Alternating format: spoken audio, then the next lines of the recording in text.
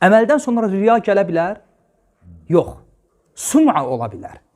Çünki riya göstərişdir, əməldə qutarıb. Sum'a nədir? Eşitdirmək. Eşitdirə bilərsən. O da əməlin özünü yox, amma əməlin əcrini batil edə bilir. Zay edə bilir. Elə bil ki, bilirsiniz, bu riya sum'a nəyə oxşayır? Yırtıq kisəyə. Yığırsan, altdan boşalır. Yığırsan, altdan boşalır. Heç nə qalmır. Çalışırsan, boşa gedir.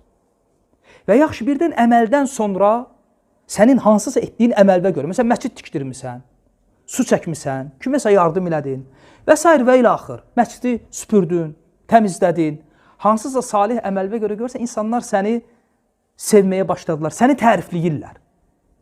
Və bu da səndə xoş hal yaratdı. İnsanların bu əmələ görə səni tərifləməsi səndə bir fərəh yaratdı. İçin açıldı bununla. Bu əmələ ziyan verir ya vermir? Cavab budur ki, əmələ heç bir ziyan vermir. Əksinə, bu sanki Allah Azza və Cəllənin o qulu üçün dünyəvi müjdəsidir.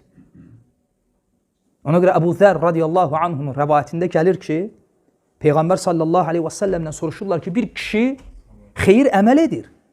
Xeyir əməl edir. Və sonra o etdiyi xeyir əmələ görə onu tərifləyirlər. Peyğəmbər sallallahu aleyhi və səlləm buyurur ki, tilkə acilü buşral mümin. Hədis səhih Müslimdədir.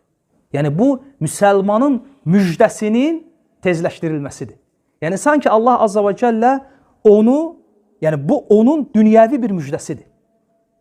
Ona görə bir hədisdə Peyğəmbər sallallahu aleyhi və səlləm buyurur ki, kimi yaxşı əməlləri sevindirir və pis əməlləri üzürsə, fəhvə mümin.